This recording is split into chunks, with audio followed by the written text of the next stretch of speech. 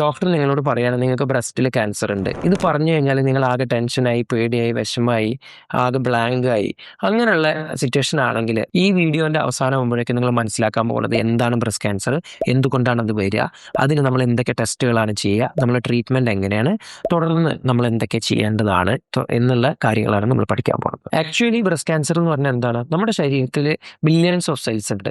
അപ്പോൾ ഈ billions of സെൽസും ഓരോ സമയത്തിനനുസരിച്ച് ഡിവൈഡ് ചെയ്ത് കറക്റ്റായി തിരിച്ച് മറ്റൊരു സെൽസ് വരുന്നു. അങ്ങനെ നടന്നുകൊണ്ടിരിക്കുകയാണ്. ഇപ്പോൾ ഇതിനുള്ള കറക്റ്റായിട്ടുള്ള കൺട്രോളിങ് മെക്കാനിസം നഷ്ടപ്പെട്ടു കഴിഞ്ഞാൽ അത് ഗ്രോത്ത് വരും. അപ്പോൾ നമ്മൾ ബ്രസ്റ്റിലാണെങ്കിൽ പാൽ ഉൽപ്പാദിപ്പിക്കുന്ന ഗ്രന്ഥികൾ, അങ്ങനെയുള്ള അതിനോട് ബന്ധപ്പെട്ടിട്ടുള്ള ഗ്രന്ഥികളിൽ ഉണ്ടാവുന്ന ക്യാൻസറിനാണ് ബ്രസ്റ്റ് ക്യാൻസർ എന്ന് പറയുന്നത്. പക്ഷേ ഇതിൽ ഒത്തിരി ആളുകൾക്ക് തെറ്റിദ്ധാരണയുള്ള രണ്ട് കാര്യങ്ങളാണ്. ഒന്നെന്ന് പറഞ്ഞു കഴിഞ്ഞാൽ ബ്രസ്റ്റ് ക്യാൻസർ ഏതൊരു തടിപ്പ് കണ്ടാലും അത് ക്യാൻസർ ആകാം എന്നുള്ളൊരു ചിന്തയുണ്ട്.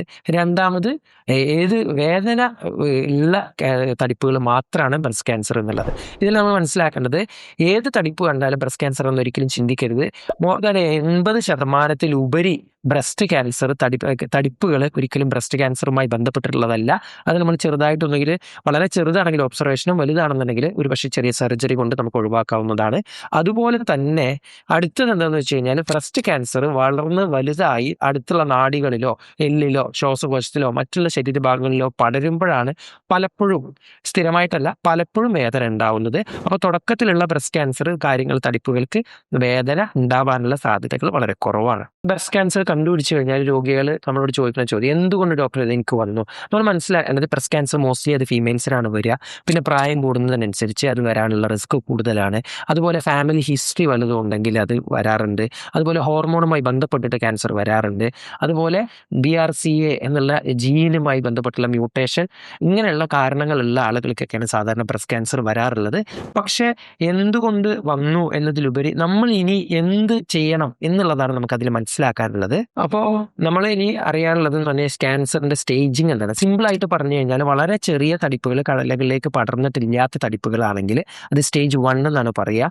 ഇതിന് സാധാരണഗതിയിൽ 90%-95% സർവൈവൽ റേറ്റ്, 5 വർഷം ജീവിക്കാനുള്ള സാധ്യതകൾ അധികം ഉണ്ട് എന്നുള്ളതാണ്. നമ്മൾ കൃത്യമായ ഫോളോ അപ്പ് മാത്രമാണ് അവർക്ക് വേണ്ടത്. അതുപോലെ സ്റ്റേജ് 2 എന്നാണ് കുറച്ചുകൂടെ വലിപ്പം ഉണ്ടാവാൻ, ചിലപ്പോഴും കടലകളിലേക്ക് പടർന്നിട്ടുണ്ടാകാം. അപ്പോൾ ഇങ്ങനെയുള്ള ആളുകൾ 80%, ഏകദേശം 80%-ഓളം 5 ഇയർ സർവൈവൽ ഉണ്ട്. ഇവരെയും നമുക്ക് നല്ല രീതിയിൽ ട്രീറ്റ് ചെയ്യാവുന്നതാണ്. ഇനി സ്റ്റേജ് 3 എന്ന് പറഞ്ഞാൽ കുറച്ചുകൂടെ സൈസ് ഉണ്ടാവും, കടലകളിൽ പടർന്നിട്ടുണ്ടാവും. ഇവർ ഏകദേശം 60-70%-ലധികം 5 ഇയർ സർവൈവൽ ഉണ്ട്. ഇവരെ നല്ല അഗ്രസീവായിട്ട് ട്രീറ്റ് ചെയ്ത് കഴിഞ്ഞ് കഴിഞ്ഞാൽ ഇവർക്ക് നമുക്ക് അസുഖത്തിന് രോഗമുക്തി നമുക്ക് കൊടുക്കാവുന്നതാണ്. ഇതുകൊണ്ട് തന്നെയാണ് നമ്മൾ പലപ്പോഴും പറയുന്നത്, തുടക്കത്തിൽ കണ്ടെത്താനുള്ള പരിശ്രമമാണ് അസുഖം പൂർണ്ണമായി മാറ്റാനുള്ള ഏറ്റവും വലിയ മാർഗം എന്നുള്ളത്. അതുപോലെ തന്നെ സ്റ്റേജ് 4 എന്ന് പറയുന്നത് ശ്വാസകോശത്തിലേക്കോ ലിവറിലേക്കോ അല്ലെങ്കിൽ എല്ലുകളിലേക്കോ മറ്റുള്ള ഭാഗങ്ങളിലേക്കോ പടർന്നിട്ടുണ്ട്. മുന്നേ ലിവറെ നമ്മൾ പൂർണ്ണമായും ഒരിക്കലും അസുഖത്തിന് പൂർണ്ണമായി മോചിതരാകും എന്നുള്ളൊരു വിശ്വാസം ഇല്ലായിരുന്നു. എന്നാൽ നേരെ മറിച്ച് ഇന്ന് മെറ്റാസ്റ്റാസിസിനെ പോളി അല്ലെങ്കിൽ ഒളിഗോ എന്നൊക്കെ രീതിയിൽ കുറഞ്ഞ സ്ഥലങ്ങളിൽ മാത്രം, അല്ലെങ്കിൽ കുറേ സ്ഥലങ്ങളിൽ എന്നുള്ള രീതിയിൽ കാറ്റഗറൈസ് ചെയ്ത് ഓരോന്നിനും നല്ല രീതിയിലുള്ള ടാർഗറ്റഡ് തെറാപ്പി, ഇമ്മ്യൂണോ തെറാപ്പി എന്നെല്ലാം കൊടുത്ത്, അതിന് പുറമെ പലപ്പോഴും റേഡിയേഷൻ കൊടുത്ത് അസുഖത്തിനെ കൺട്രോൾ ചെയ്യുകയോ എക്സ്ട്രീംലി റയറായിട്ട് നമ്മൾ നല്ല വൃത്തിയിൽ നമുക്ക് കൊണ്ടുപോകാനും സാധിക്കാറുണ്ട്, ഈവൻ അത് 4th സ്റ്റേജ് ആണെങ്കിൽ പോലും. ബ്രസ്റ്റ് ക്യാൻസറിന്റെ സ്റ്റേജസ് എന്താണെന്ന് നമ്മൾ മനസ്സിലാക്കി. അടുത്തതായി നമ്മൾ മനസ്സിലാക്കാൻ പോകുന്നത് എന്താണ് ട്രീറ്റ്മെന്റ്. വളരെ ചെറിയതാണെങ്കിൽ നമ്മൾ ഇനിഷ്യലി സർജറിയാണ് കൊടുക്കുക. സർജറി വിസിബിൾ ആയിട്ടുള്ള, കാണാൻ പറ്റുന്ന എല്ലാ രീതിയിലുള്ള കോശങ്ങളെ നമുക്ക് തടിപ്പിനെ നമുക്ക് എടുത്ത് കളഞ്ഞ് ഒഴിവാക്കാൻ പറ്റും. ഇനി രണ്ടാമതായി നമ്മൾ മനസ്സിലാക്കേണ്ടത്, ഇതിന് പുറമെ നമ്മൾ വിസിബിൾ അല്ലാത്ത ചെറിയ ചെറിയ കോശങ്ങളെ നശിപ്പിച്ച് കളയാൻ ലോക്കലി നമ്മൾ കൊടുക്കുന്നത് റേഡിയേഷനാണ്. റേഡിയേഷൻ കൊടുത്തു കഴിഞ്ഞാൽ പലപ്പോഴും റേഡിയേഷൻ പ്ലാസ്റ്റിക് സർജറി ബ്രസ്റ്റ് ക്യാൻസറിൽ മുന്നേ നമ്മൾ ചെയ്യില്ലെങ്കിലും ഇപ്പോൾ നമ്മൾ നല്ല രീതിയിൽ ചെയ്ത് നമ്മൾ വിജയം കണ്ട ഒന്നാണ് പ്ലാസ്റ്റിക് സർജറി ചെയ്യുമ്പോൾ പൂർണ്ണമായ സ്ഥലം ഒഴിവാക്കുമ്പോൾ നിയർലി ഈക്വൽ റിസൾട്ടാണ് നമുക്ക് കിട്ടുന്നത്. അപ്പോൾ പ്ലാസ്റ്റിക് സർജറി ചെയ്തതിന് ശേഷം അതിന് ചുറ്റുമുള്ള ചെറിയ ചെറിയ നഗ്ന നേത്രങ്ങളാൽ കാണാൻ പറ്റാത്ത കോശങ്ങളെ ബ്രസ്റ്റിന് അടുത്തുള്ളതിനെ നശിപ്പിച്ച് കളയാൻ വേണ്ടി നമ്മൾ റേഡിയേഷൻ തെറാപ്പി ഉപയോഗിക്കാറുണ്ട്. കീമോതെറാപ്പിയിൽ നല്ല രീതിയിലുള്ള മാറ്റങ്ങളും അഡ്വാൻസ്മെൻറ്റും വന്നിട്ടുണ്ട്. ടാർഗറ്റഡ് തെറാപ്പി, ഇമ്മ്യൂണോ തെറാപ്പി നല്ല രീതിയിൽ കൊടുക്കുന്നത് കൊണ്ട് തന്നെ ബ്രസ്റ്റ് റിക്കറൻസ്, തിരിച്ച് ക്യാൻസർ വരാനുള്ള സാധ്യത വളരെ നല്ല രീതിയിൽ കുറയ്ക്കുന്നു.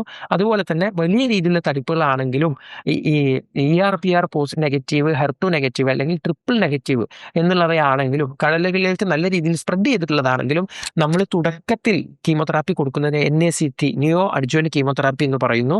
ഇത് കൊടുക്കുന്നത് മുഖേന തന്നെ ബ്രസ്റ്റ് ക്യാൻസറിന്റെ ട്യൂമറിനെ വളരെ നല്ല രീതിയിൽ ചെറുതാക്കാനും പലപ്പോഴും നമുക്ക് സർജറി ചെയ്ത് തടിപ്പുണ്ടായിരുന്ന ഭാഗം ഒഴിവാക്കുമ്പോൾ PCR അല്ലെങ്കിൽ പത്തോളജിക്കൽ കംപ്ലീറ്റ് റെസ്പോൺസ്, നല്ല രീതിയിൽ ക്യാൻസർ പൂർണ്ണമായി ഇല്ലാത്ത രീതിയിലുള്ള റിപ്പോർട്ട് പോലും പലപ്പോഴും നമുക്ക് കിട്ടാറുണ്ട്. ഇങ്ങനെയുള്ള ആളുകൾക്ക് തിരിച്ച് ക്യാൻസർ വരാനുള്ള സാധ്യതകൾ വളരെ കുറയുന്നു. അതുപോലെ തന്നെ ഏറ്റവും ഇമ്പോർട്ടൻ്റ് ആയിട്ടുള്ള മറ്റൊന്നാണ് ഹോർമോൺ ട്രീറ്റ്മെൻറ്റ്, HER/PR അല്ലെങ്കിൽ ഈസ്ട്രോജൻ ആൻഡ് പ്രൊജസ്ട്രോൺ റിസപ്റ്റേഴ്സിൻ്റെ അടിസ്ഥാനത്തിൽ നോക്കിയിട്ട് നമ്മൾ ട്രീറ്റ്മെൻറ്റ് കൊടുക്കുകയാണെങ്കിൽ തിരിച്ച് ക്യാൻസർ വരാനുള്ള സാധ്യതകൾ വളരെ കുറയ്ക്കാൻ സാധിക്കുന്നു. ഇത് മെൻസസിന് മുന്നേ, പീരീഡ്സ് നിൽക്കുന്നതിന് മുന്നേ ആണെങ്കിൽ ഒരു ടാബ്ലറ്റും അതിനുശേഷം മറ്റൊരു ടാബ്ലറ്റും എന്നുള്ള രീതിയിലാണ് കൊടുത്തുകൊണ്ടിരിക്കുന്നത്. ഇത് ഏകദേശം 5 മുതൽ 10 വർഷം കൊടുക്കുന്നത് കൊണ്ട് തന്നെ അസുഖം തിരിച്ചു വരാനുള്ള സാധ്യത വളരെയധികം കുറയ്ക്കുന്നു. ഇങ്ങനെയുള്ള ആളുകളിൽ വളരെ കുറഞ്ഞ രീതിയിലുള്ള ബുദ്ധിമുട്ടുകൾ ഉണ്ടാകുമ്പോൾ അവരെ സ്കാനോ മറ്റുള്ള ബ്ലഡ് ടെസ്റ്റോ ചെയ്ത് നമ്മൾ അവരെ ആ ബുദ്ധിമുട്ടുകളിൽ പോകുന്നില്ല എന്ന് ഉറപ്പിക്കുകയും ചെയ്യുന്നു. അതുപോലെ തന്നെ ബ്രസ്റ്റ് ക്യാൻസറിൽ നമ്മൾ പലപ്പോഴും പൂർണ്ണമായ ട്രീറ്റ്മെൻറ്റ് കഴിഞ്ഞു കഴിഞ്ഞാൽ, സർജറി, കീമോതെറാപ്പി, റേഡിയേഷൻ കഴിഞ്ഞു കഴിഞ്ഞാൽ കൃത്യമായ ഫോളോ അപ്പ് അവർ വരുന്നത് കൊണ്ട് തന്നെ ക്യാൻസർ തിരിച്ചു വരുന്നില്ല എന്ന് നമുക്ക് ഉറപ്പിക്കാൻ കഴിയുന്നു. അതുപോലെ തന്നെ ക്യാൻസർ ഇൻ കേസ് അത് തിരിച്ചു വരികയാണെങ്കിൽ അത് ഏർലി ഡിറ്റക്ഷൻ ഇപ്പോൾ സാധിക്കുന്നു. വീണ്ടും ഒരു സർജറിയോ വീണ്ടും ഒരു ക്യൂറേറ്റീവ് ഇൻറ്റൻറ്റ്, അതിൽ പൂർണ്ണമായി അസുഖം മാറാനുള്ള ഇൻറ്റൻഷനോടെ നമുക്ക് ട്രീറ്റ്മെൻറ്റ് കൊടുക്കാനും നമുക്ക് സാധിക്കാറുണ്ട്. അപ്പോൾ ഏറ്റവും കൂടുതൽ സ്ത്രീകളിൽ കാണുന്ന ക്യാൻസറായ ബ്രസ്റ്റ് ക്യാൻസറിനെ നമുക്ക് ഇന്ന് നല്ല രീതിയിൽ കൺട്രോൾ ചെയ്യാൻ സർജറിയിൽ അഡ്വാൻസ്മെൻ്റ് ഉണ്ട്, കീമോതെറാപ്പിയിൽ അഡ്വാൻസ്മെൻ്റ് ഉണ്ട്, റേഡിയോതെറാപ്പിയിൽ അഡ്വാൻസ്മെൻ്റ് ഉണ്ട്. കീമോതെറാപ്പിയിൽ തന്നെ ഇമ്മ്യൂണോതെറാപ്പി, ടാർഗറ്റ് തെറാപ്പി അങ്ങനെ നല്ല രീതിയിലുള്ള ട്രീറ്റ്മെൻറ്റുകളൊക്കെ പോയിക്കൊണ്ടിരിക്കുന്ന, ഏറ്റവും കൂടുതൽ റിസർച്ച് നടന്നുകൊണ്ടിരിക്കുന്ന, നല്ല രീതിയിൽ അസുഖം പൂർണ്ണമായി മാറിക്കൊണ്ടിരിക്കുന്ന കൂടെയാണ് ബ്രസ്റ്റ് ക്യാൻസർ. അപ്പോൾ അതുകൊണ്ട് ഏർലി ഡിറ്റക്ഷൻ മനസ്സിലാക്കുക. പിന്നെ മന്ത്ലി സെൽഫ് ബ്രസ്റ്റ് എക്സാമിനേഷൻ, അതുപോലെ 40 വയസ്സിന് മുകളിലുള്ള ആളുകൾ എവറി ഇയർ 40 വയസ്സിന് മുമ്പ് വർഷം സ്തനത്തിൻ്റെ ഒരു സിമ്പിൾ എക്സ്റേ അല്ലെങ്കിൽ മാമോഗ്രഫി എടുത്ത് അസുഖം വരാനുള്ള സാധ്യതകളെ നിർബന്ധമായും തടയണം എന്നുള്ളതാണ് ഇന്നത്തെ കീ മെസ്സേജ്. ഇതുപോലുള്ള ഇൻഫോർമേറ്റീവ് വീഡിയോസ് ലഭിക്കാൻ ഈ ചാനൽ സബ്സ്ക്രൈബ് ചെയ്യുക.